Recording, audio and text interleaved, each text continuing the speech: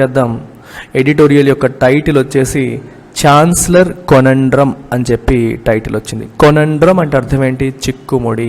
చిక్కుముడి లేదా ఒక కష్టమైన క్లిష్టమైన ప్రశ్న, మనం సాల్వ్ చేయలేని ఒక సమస్య, విప్పలేని ఒక చిక్కుముడి అని అర్థం. ఛాన్సలర్ అంటే ఎవరు? యూనివర్సిటీకి హెడ్ ఎవరు? ఛాన్సలర్. ఈ ఛాన్సలర్ జనరల్గా ఎవరు ఉంటారు? యూనివర్సిటీ ఛాన్సలర్గా గవర్నర్ ఉంటారు. అయితే గవర్నర్ ఉండాలా, స్టేట్ గవర్నమెంట్ కంట్రోల్లో ఉండాలా అనే విషయంలో ఒక చిన్న క్వశ్చన్ మార్క్. మామూలుగా ప్రాబ్లం ఏమవుతుందంటే there is an education minister, ఎడ్యుకేషన్కి సెపరేట్గా ఒక మినిస్టర్ ఉంటారు. యూనివర్సిటీస్కి వచ్చేసరికి governor acts as chancellor. So this is where there is a friction వస్తుంది వీళ్ళకి. సో ఎప్పుడైనా ఎలక్టెడ్ గవర్నమెంట్ తన మాట చెల్లాలని అనుకుంటుంది, కానీ గవర్నర్ వచ్చేసి ఛాన్సలర్గా ఉంటారు, ఆయన హెడ్ ఉంటారు. మన ఇండియాలో పరిస్థితి ఎలా ఉందంటే governors are acting as agents of centre. Minister వచ్చేసి స్టేట్ గవర్నమెంట్కి చెందిన వ్యక్తి. గవర్నర్ సెంటర్కి ఏజెంట్గా ప్రవర్తించడం వల్ల ఏమవుతుందంటే యూనివర్సిటీ నియామకాల్లోనూ యూనివర్సిటీ వ్యవహారాల్లోనూ ఇద్దరి మధ్యలో ఫ్రిక్షన్స్, ఘర్షణ వాతావరణం వచ్చే అవకాశం అనేది ఉంటుంది. దాని గురించి సో ఇక్కడ డిస్కషన్ అనేది జరుగుతుంది. మెయిన్స్ పాయింట్ ఆఫ్ వ్యూలో, యూపీఎస్సీ మెయిన్స్ పాయింట్ ఆఫ్ వ్యూలో ఇది చాలా important. So GS paper 2 polity, governance, social justice and international relations, GS paper 2 కిందకి ఇది వస్తుంది. చాలా ఇంపార్టెంట్ ఆర్టికల్. అంటే గవర్నర్ యొక్క రోల్స్ గురించి మనం మాట్లాడేటప్పుడు ఛాన్సలర్గా తనకి రోల్ ఉండాలా ఉండకూడదా అనేది ఇక్కడ డిస్కషన్. బ్యూటిఫుల్గా ఏంటంటే ఇందులో 2 కమిషన్స్ యొక్క రికమెండేషన్స్ కూడా ఎడిటోరియల్ మెన్షన్ చేయడం అనేది జరిగింది. నేను ఆ పాయింట్స్ని హైలైట్ చేస్తాను, మీరు కూడా సమ్మరీ రాసుకునేటప్పుడు రాసుకోండి. The time may have come to reconsider having governors as university chancellors. University ఛాన్సలర్స్గా గవర్నర్స్ ఉండే విధానాన్ని మార్చాల్సిన, లేకపోతే మళ్ళీ ఇంకొకసారి పునఃపరిశీలించాల్సిన సమయం వచ్చినట్టుగా ఉంది. The west Bengal governments decision to make the chief minister the chancellor of state run universities instead of the governor appears to be an outcome of the severely strained relations between Governor Jagdeep Dhankar and Chief Minister Mamta Banerjee. West Bengal government ఒక నిర్ణయం తీసుకుంది. ఏమని? To make the chief minister the chancellor of state run universities. అర్థమైందా? State run universities అంటే ఏంటి? రాష్ట్ర ప్రభుత్వంతో నిర్వహించబడుతున్న ఈ యూనివర్సిటీలకి ఛాన్సలర్గా గవర్నర్ బదులు చీఫ్ మినిస్టర్నే ఛాన్సలర్గా అపాయింట్ చేయాలని చెప్పి వెస్ట్ బెంగాల్ గవర్నమెంట్ నిర్ణయం తీసుకుంది. ఈ నిర్ణయం అనేది ఎలా ఉందంటే it appears to be an outcome అంటే result of what? Of the severely strained relationships. బాగా స్ట్రెయిన్ అయిన ఎవరెవరి మధ్యలో? Governor Jagdeep Dhankhar and chief minister Mamata Banerjee. వీళ్ళిద్దరి మధ్యలో రిలేషన్స్ బాగా స్ట్రెయిన్ అయిపోయాయి. ఇద్దరు ఒకరిపైన ఒకరు అలిగేషన్స్ చేసుకున్నారు, ఒకరినొకరు పబ్లిక్ ప్లాట్ఫామ్లో ట్విట్టర్ వేదికగా తిట్టుకోవడం జరిగింది. ఈ స్ట్రెయిన్ అయ్యి చివరికి ఛాన్సలర్గా గవర్నర్ బదులు చీఫ్ మినిస్టర్ తనను తానే అపాయింట్ చేసుకునే పరిస్థితికి ఇది దారి తీసినట్టుగా కనిపిస్తోంది. They have often differed on issues concerning the appointment of vice chancellors and the functioning of universities. West Bengal government అక్కడ ఛాన్సలరు చాలా విషయాల్లో అభిప్రాయ భేదాలు వచ్చాయి. వైస్ ఛాన్సలర్గా ఎవరిని ఎన్నుకోవాలి, యూనివర్సిటీని ఎలా ఫంక్షన్ చేయాలి, ఇలా రకరకాల ఆస్పెక్ట్స్లో governor and the government are not in sync. ఇద్దరు సింక్లో లేరు, ఒకరు డిఫరెన్స్ ఆఫ్ ఒపీనియన్స్ వల్ల ఘర్షణ వాతావరణం అనేది నెలకొంది. మిస్టర్ ధన్కర్ హ్యాడ్ ఎలీజ్ అంటే ఆరోపించు that VCs were appointed without the approval of chancellor approval లేకుండానే, నా అప్రూవల్ లేకుండానే మీరు వీసీస్ని అపాయింట్ చేసేస్తున్నారు అని చెప్పి ఆయన ఆరోపించడం జరిగింది. ఎవరు అపాయింటింగ్ అథారిటీ? ఎవరు? ఛాన్సలరే. కానీ ఆయన అప్రూవల్ లేకుండానే వీసీస్ని అపాయింట్ చేస్తున్నారు ఆన్ సమ్ అకేషన్స్, కొన్ని సందర్భాల్లో. వీసీస్ హ్యాడ్ నాట్ ఇంకొన్ని సందర్భాల్లో on some occasions VCs had not turned up for a meeting with the governor chancellor. Vice chancellor మీటింగ్కి పిలిస్తే వెళ్ళడం కూడా జరగట్లేదు. టర్న్ అప్ అంటే అటెండ్ అవ్వడం కూడా జరగట్లేదు, కనిపించట్లేదు కనీసం. అంటే స్టేట్ గవర్నమెంట్ మాకు రక్షగా ఉంది, మాకు సపోర్ట్గా ఉందనే ధైర్యంతో vice chancellors VCs chancellor meeting పెట్టిన, ఛాన్సలర్ ఎవరు? గవర్నర్. ఆయన మీటింగ్ పెట్టినా వెళ్ళని పరిస్థితులు మనకు కనిపిస్తున్నాయి. Friction has arisen elsewhere too, వేరే చోట్ల కూడా ఫ్రిక్షన్ అనేది వచ్చిందంటే ఒక వెస్ట్ బెంగాల్లోనే కాదు వేరే రాష్ట్రాల్లో కూడా ఈ ఘర్షణ వాతావరణం అనేది వచ్చింది అంటున్నారు. ఏమొచ్చిందో చూద్దండి. Tamil Nadu recently passed bills to empower the state government instead of the chancellor to appoint VCs. Tamil Nadu ఏం చేసింది, అసెంబ్లీ వేదికగా ఒక బిల్లు పాస్ చేసింది. సో వీసీస్ని అపాయింట్ చేసే అధికారం గవర్నర్కి కాదు, స్టేట్ గవర్నమెంట్కే ఉంటున్నట్టుగా బిల్లు పాస్ చేయడం అనేది జరిగింది.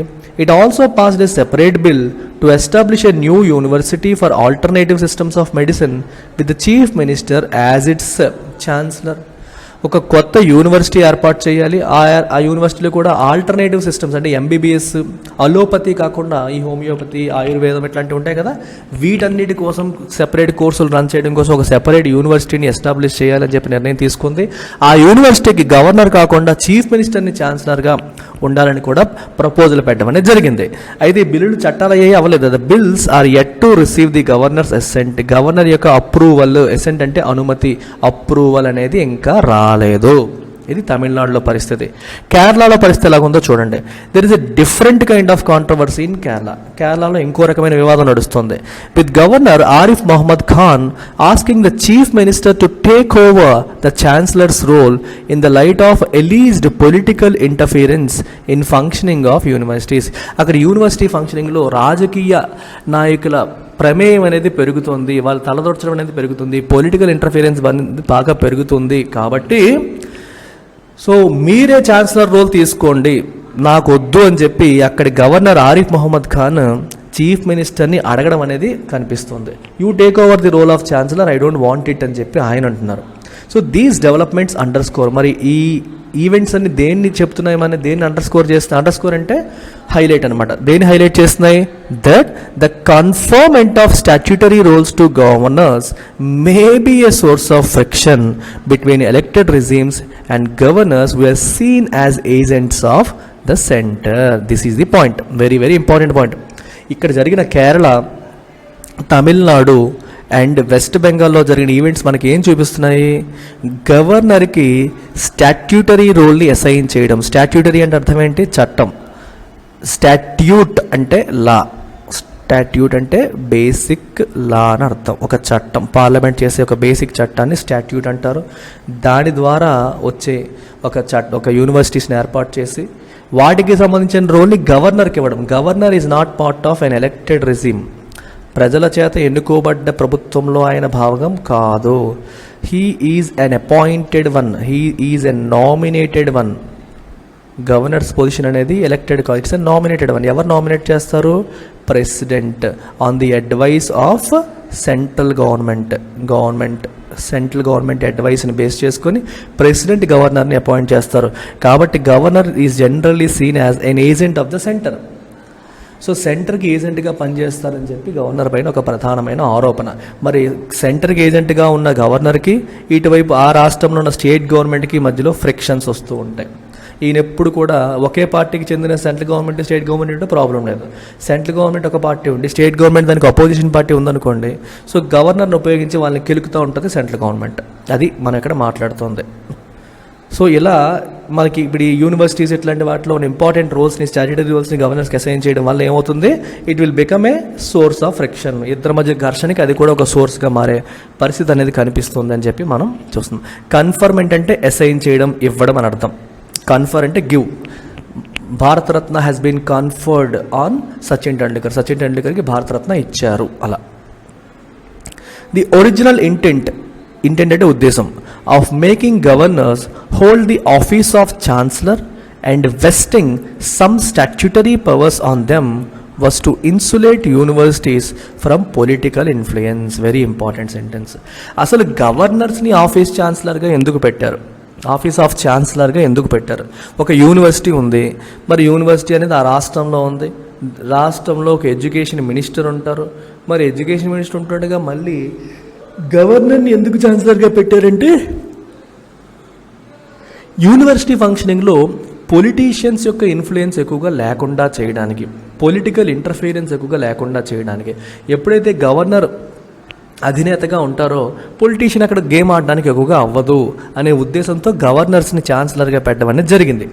వెస్టింగ్ అంటే వెస్ట్ అంటే వాళ్ళకి ఇవ్వడం అని, ఏంటి ఇవ్వడం? సమ్ స్టాట్యుటరీ పవర్స్, కొన్ని పవర్స్ ఎవరికి ఇవ్వడం? గవర్నర్స్కి. ఎందుకని? టు ఇన్సులేట్ యూనివర్సిటీస్ని కాపాడడం, ఇన్సులేట్ చేయడం. ఎవరి నుంచి? ఫ్రమ్ పొలిటికల్ ఇన్ఫ్లుయెన్స్ నుంచి ఇన్సులేట్ చేయడం కోసం అలాంటి పని చేశారు. ఇక్కడ మీరు ఇంపార్టెంట్ ఆస్పెక్ట్ చూడండి. ఈవెన్ ఇన్ ద 1980s కూడా as noted by justice RS Sarkaria commission, ఇది చాలా చాలా ఇంపార్టెంట్. మీకు ఎగ్జామ్ పాయింట్ ఆఫ్ వ్యూలో ఇవి మీరు నీట్గా నోట్ చేసుకోవాలి. సర్కారియా కమిషన్ ఎప్పుడైనా చూడండి, సెంటర్ స్టేట్ రిలేషన్స్ వచ్చినప్పుడు సర్కారియా కమిషను, పుంచి కమిషను చాలా చాలా ఇంపార్టెంట్. వాళ్ళ రికమెండేషన్స్ అనేవి మనం ఆన్సర్ రైటింగ్లో మెన్షన్ చేయాలి.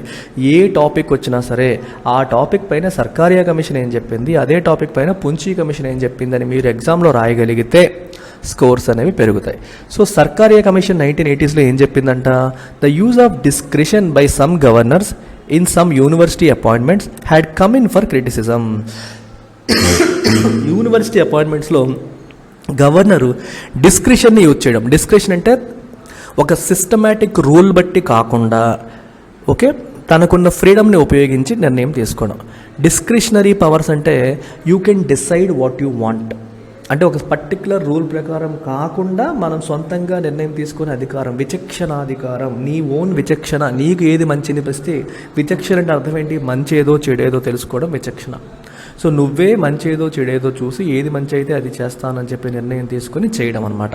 సో ఈ డిస్క్రిషనరీ పవర్ని గవర్నర్స్ ఉపయోగించి కొన్ని యూనివర్సిటీ అపాయింట్మెంట్స్ చేయడం క్రిటిసిజంకి దారితీసింది. అంటే ఎందుకు వాళ్ళు ఎన్నిక చేశారనడానికి ఒక సాలిడ్ రీజనింగ్ అనేది లేదు, నాకు అనిపించింది చేశాను అన్నట్టుగా అయ్యింది. దానివల్ల అది విమర్శలకి దారితీసింది. ఇట్ ఎక్నాలజ్డ్, ఇట్ అంటే ఏంటి? సర్కారియా కమిషన్. ఎక్నాలజ్ అంటే యాక్సెప్టెడ్. ఏంటది? the distinction between the governor's constitutional role and the statutory role performed as a chancellor. Constitution గవర్నర్కి ఒక రోల్ ఇచ్చింది, అలాగే స్టాట్యూటరీ రోల్ చట్ట ప్రకారం ఇంకో రోల్ వస్తుంది as chancellor of vice universities. ఈ రెండింటికి మధ్యలో డిస్టింక్షన్ అనేది ఉంది. ఆ డిస్టింక్షన్ ఏంటదా? And also underlined that the chancellor is not oblige to seek the government's advice. ఇంకో విషయం ఏంటి? ఏ నిర్ణయాలు తీసుకోవాలంటే గవర్నమెంట్ యొక్క సలహా తీసుకోవాల్సిన అవసరం లేదు ఛాన్సలర్కి. He can take a decision on his own. Okay, vice ఛాన్సలర్గా ఎవరిని అపాయింట్ చేయాలి, యూనివర్సిటీని ఎలా రన్ చేయాలనే విషయంలో గవర్నమెంట్ ఒపీనియన్ సలహా తీసుకోవాల్సిన అవసరం కూడా లేదు అకార్డింగ్ టు కాన్స్టిట్యూషన్. సో ఇది పరిస్థితి అనమాట. ఎవరు చెప్పారు? ఇది సర్కారియా కమిషన్ చెప్పింది. However it did say that there was an obvious advantage in the governor consulting the chief minister or the minister concerned. అయితే గవర్నర్ చీఫ్ మినిస్టర్ని లేదా ఎడ్యుకేషన్ మినిస్టర్ని కన్సల్ట్ చేయడం వల్ల కొన్ని అడ్వాంటేజెస్ ఉన్నాయి. ఏంటి అడ్వాంటేజెస్? ఫ్రిక్షన్ ఉండదు, ఘర్షణ ఉండదు. మేము చెప్పింది మీరు ఫాలో అవ్వట్లేదు, మీరు ఒకటి చేశారు, మేము ఒకటి చేశారు, మా మాట మీరు, ఇలాంటి గొడవలు ఉండవు. ఎప్పుడైతే గవర్నర్ కన్సల్ట్ చేస్తాడో చీఫ్ మినిస్టర్కి లేదా మినిస్టర్కి ఇష్యూస్ అనేవి ఉండవు, అడ్వాంటేజ్ ఉంటుంది అని చెప్పి కూడా ఎవరు చెప్పారు? సర్కారియా కమిషన్ చెప్పింది. సో ఈ పాయింట్స్ మన ఆన్సర్ రైటింగ్లో పడాలి. అలాగే జస్టిస్ ఎంఎం పుంచి కమిషన్, ఇది ఎప్పుడు వచ్చింది? Which examined centre state relations decades later. Sarkaria commission వచ్చిన కొన్ని దశాబ్దాల తర్వాత పుంచి కమిషన్ వచ్చింది. It was quite forthcoming in its 2010 report. 2010లో తను ఇచ్చిన రిపోర్ట్లో చాలా ఓపెన్గా, ఫోర్త్ కమింగ్ అంటే ఓపెన్గా, అంటే దాచుకోకుండా, దాపరికం లేకుండా కొన్ని విషయాలు చెప్పడం జరిగింది. ఏం చెప్పిందంట? Noting that the governor should not be burdened with positions and power which may expose the office to controversies or public criticism. గవర్నర్కి ఇలాంటి పొజిషన్లు, పవర్లు ఇవ్వకూడదు, బర్డెన్ ఇవ్వకూడదు. అవన్నీ ఇవ్వడం వల్ల అది కూడా కాంట్రవర్సీలకి గవర్నర్ ఆఫీస్ అనేది కేంద్రం అయిపోతుంది, క్రిటిసిజంకి దారితీసే అవకాశం ఉంటుంది. ఇవన్నీ ఇవ్వకూడదు, ఆయనకి ఎక్స్ట్రా బర్డెన్ ఇవ్వకూడదని పుంచి కమిషన్ చెప్పింది. It advised against conferring statutory powers on the governor. Okay, కొత్తగా మీరు చట్టాలు చేసి గవర్నర్కి పవర్స్ ఇవ్వడం అన్ని పుంచి కమిషన్ వ్యతిరేకించింది, వద్దు అని చెప్పింది. It felt that the practice of making the governor the chancellor of universities cease to have relevance. Okay, గవర్నర్ని యూనివర్సిటీ ఛాన్సలర్స్గా పెట్టే పరిస్థితికి కాలం చెల్లింది. సీమ్స్ టు హ్యావ్ రిలవెన్స్ అంటే ఇప్పుడు రిలవెంట్ కాదు, అప్పుడు పరిస్థితులు వేరు, ఇప్పుడు వేరు, దానికి కాలం చెల్లింది అని అర్థం. క్వైట్ ప్రిషెంట్లీ అంటే అర్థం ఏంటంటే having knowledge of future events, అంటే భవిష్యత్తులో ఏం జరుగుతుందో ముందే కరెక్ట్గా ఊహించారు. ఎవరు ఊహించారు? పుంచి కమిషన్ వాళ్ళు. It took note of the potential for friction. దీనివల్ల గవర్నర్కి మధ్యలో ఫ్రిక్షన్ వచ్చే పాసిబిలిటీ, పొటెన్షియల్ అంటే అవకాశం, పాసిబిలిటీ ఉంది, దానివల్ల చాలా ఫ్రిక్షన్స్ వచ్చే అవకాశం ఉందని చెప్పి అది అప్పుడే ఐడెంటిఫై చేసింది. సో ఇవన్నీ ముందే ఊహించుకొని పుంచి కమిషన్ ఏం చెప్పింది, గవర్నర్కి ఛాన్సలర్ రోల్ ఇవ్వాల్సిన పని లేదు, ఎక్స్ట్రా బర్డెన్ ఇవ్వాల్సిన పని లేదు, అది కాంట్రవర్సీలకి దారి తీస్తుందని చెప్పి అప్పుడే పుంచి కమిషన్ చెప్పింది. Ministers will naturally be interested in regulating university education. Elected minister ఆబ్వియస్గా యూనివర్సిటీ వ్యవహారాలని రెగ్యులేట్ చేయాలని ప్రయత్నం చేస్తాడు, న్యాచురల్ అది. ఎందుకంటే మరి ఎడ్యుకేషన్ మినిస్టర్ ఉన్నప్పుడు అన్నింటినీ కెలకాలనుకుంటాడు.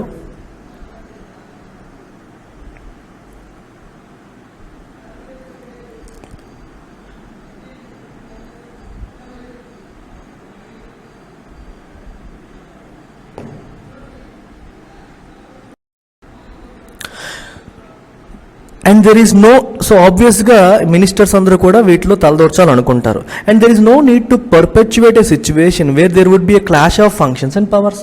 ఆబ్వియస్లీ మినిస్టర్స్ చూడండి, ఇక్కడ చాలా ఇంపార్టెంట్ ఆస్పెక్ట్. మినిస్టర్ వచ్చేసరికి యూనివర్సిటీ వ్యవహారాలు తలదూర్చాలి అనుకుంటాడు, రెగ్యులేట్ చేయాలనుకుంటాడు. Whereas governor is the head of the university. So కాబట్టి ఇద్దరి మధ్యలో ఫ్రిక్షన్ వచ్చే అవకాశాలు ఉంటాయి. సో ఈ సిచ్యువేషన్ పెర్పెచ్యువేట్ అంటే అర్థం ఏంటి, to continue to exist.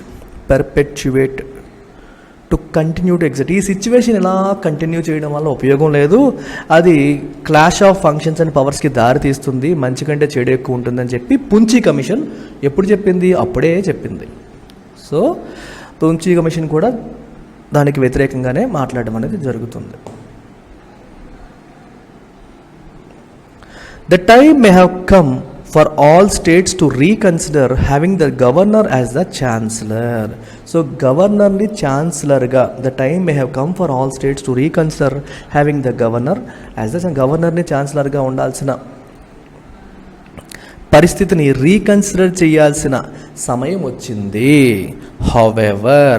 However అంటే యూనివర్సిటీ హెడ్గా గవర్నర్ని బదులు చీఫ్ మినిస్టర్ను వేరే వాళ్ళలో పెట్టే టైం వచ్చిందని చెప్తున్నారు. అయితే they should also find alternative means of protecting universities' autonomy.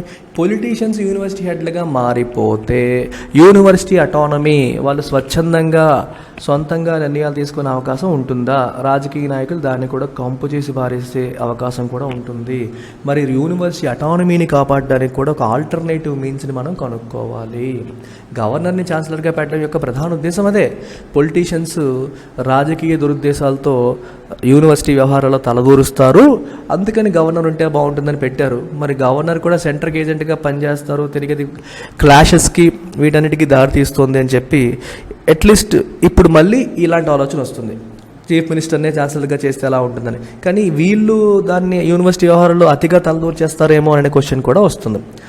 So that ruling parties do not exercise undue influence on the functioning of university. Ruling parties university ఫంక్షనింగ్లో విపరీతంగా, అన్డ్యూ అంటే అవసరమైన దానికంటే ఎక్కువ, అంటే ఎంత చేయాలో అంత చేస్తే డ్యూ అంటాం. నీకు ఇవ్వాల్సింది నీకు వస్తే this is due to me, నాకు రావాల్సింది. అన్డ్యూ అంటే అవసరమైన దానికంటే ఎక్కువ, అనవసరంగా, ఓకే, అతి అన్నమాట.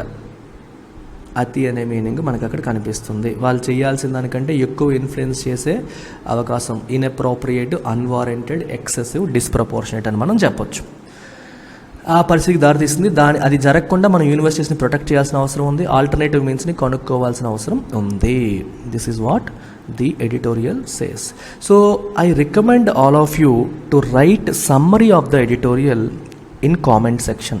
ఈ రోజు నుంచి మీరు అందరూ అలవాటు చేసుకోండి, సమ్మరీస్ రాయడం అనేది మీకు హెల్ప్ చేస్తుంది. అంటే ఎడిటోరియల్ మనం ఎంత చదివాం కదా, ఇంత ఎడిటోరియల్లో మీరు 3-4 లైన్స్లో దీన్ని సమ్మరైజ్ చేయాలంటే ఏ పాయింట్స్ రాస్తారు, మీ ఓన్ లాంగ్వేజ్లో యాజ్ టీజ్గా కాపీ పేస్ట్ కాకుండా ఓన్ లాంగ్వేజ్లో ది ఎంటైర్ ఎడిటోరియల్ యొక్క సమ్మరీని మీరు రాయడం అలవాటు చేసుకుంటే సివిల్స్లో కానీ దేంట్లో కానీ ఆన్సర్ రైటింగ్లో హెల్ప్ అవుతుంది. బ్యాంక్ ఎగ్జామ్స్ ఇలాంటివి ప్రిపేర్ అయ్యే వాళ్ళకి రీడింగ్ కాంప్రహెన్షన్, మెయిన్స్ రీడింగ్ కాంప్రహెన్షన్కి, క్యాట్ ఎగ్జామ్ ప్రిపేర్ అయ్యే వాళ్ళు, ఇలాంటి వాళ్ళందరికీ కూడా రీడింగ్ కాంప్రహెన్షన్లో హెల్ప్ అవుతుంది.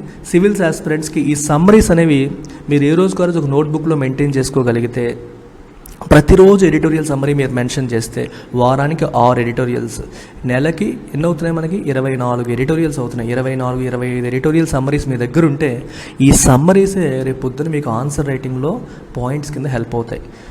So I strongly recommend all the students to right summaries in comment section. మీకు చాలా హెల్ప్ అవుతుంది. సెలెక్టివ్గా బాగుండే వాటిని నేను రిప్లై ఇస్తాను. అన్నింటికి నేను రిప్లై ఇవ్వలేను, బట్ కొన్ని వాటికి నా దృష్టిని ఆకర్షించే సమ్మరీస్ని నేను అప్రిషియేట్ చేస్తాను, రికమెండ్ చేస్తాను, రిప్లై కూడా ఇస్తాను. It is my promise to all of you. Start writing summaries. నన్ను సమ్మరీ చెప్పమనకండి, నేను చెప్పేస్తే ఎంతసేపు పడుతుంది, 2 నిమిషాలు చెప్పేస్తాను, మీరు బట్టి కొట్టేస్తారు. ఐడియా ఏంటంటే ఇందులో అవసరమైన ఇన్ఫర్మేషన్ ఏంటి, అనవసరమైనది ఏంటి, మీరు ఫిల్టర్ చేయడం మీకు రావాలి. అప్పుడే మీరు పికప్ చేసుకుంటారు సబ్జెక్ట్ని. ఓకేనా? Take care.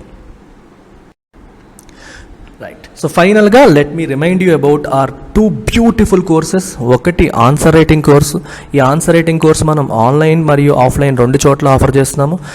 Entire static and డైనమిక్ని కవర్ చేస్తుంది. ఇది ఎస్ఏ పేపర్ని, జనరల్ స్టడీస్ 1 to 4 అన్నిటిని కవర్ చేస్తుంది. డైలీ ఆన్సర్ రైటింగ్ ఉంటుంది, పేపర్ కరెక్షన్ ఉంటుంది, ఫీడ్బ్యాక్ ఇవ్వడం ఉంటుంది. Dynamic portion editorials Yojana Kurukshetra నుండి కవర్ చేయడం జరుగుతుంది. 365 days కూడా క్లాసెస్ జరుగుతాయి. ఆన్లైన్కి వచ్చేసి ఫీ 10,000, ఆఫ్లైన్కి వచ్చేసి ఫీజు 15,000. అండ్ కాంటాక్ట్ చేసిన నెంబర్ వచ్చేసి ఇది ఆఫ్లైన్ హైదరాబాద్లో ఆఫర్ చేస్తున్నాము, ఆన్లైన్ వచ్చేసి వైజాగ్లో. మనకి యూ కెన్ జాయిన్ ఎనీవేర్, ఆన్లైన్లో ఆఫర్ అవుతుంది. సిమిలర్గా కరెంట్ అఫైర్స్ కోర్స్ కూడా ఎన్హాన్స్ చేయడం జరిగింది. ఇంతకుముందు ఇప్పుడు ఏంటంటే ప్రిలిమ్స్కి, మెయిన్స్కి హెల్ప్ అవుతుంది.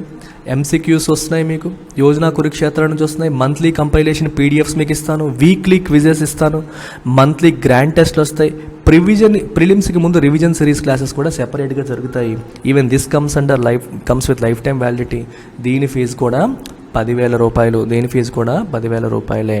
అయితే ఒక చిన్న అడ్వాంటేజ్ ఉంది, ఇది మీరు ఒకసారి అబ్జర్వ్ చేస్తే ఈ కోర్సు ఇవన్నీ కూడా కలిపి తీసుకున్నారనుకోండి. If you are taking a combo, 2 కలిపి తీసుకుంటే మీకు 5,000 డిస్కౌంట్ చేసి I'm giving it for 15,000 plus దీనికి ప్రిలిమ్స్ టెస్ట్ సిరీస్ కూడా నేను ఫ్రీగా ఇస్తాను. I will give you prelims test series for 2023. So current affairs course and answer writing course కలిపి తీసుకునే వాళ్ళకి ఒకవైపు 5,000 రూపాయలు డిస్కౌంట్ వస్తుంది, ప్లస్ ప్రిలిమ్స్ టెస్ట్ సిరీస్ కూడా మీకు ఫ్రీ వస్తుంది. అంటే you are getting 3 courses for 15,000, which means ఒక్కొక్కటి 5,000కి వచ్చేస్తున్నట్టే లెక్క. So it's up to you, ఒక్కొక్కటి కావాలా, అన్నీ కలిపి కావాలా, మీరు నిర్ణయించుకోండి. Take care, bye.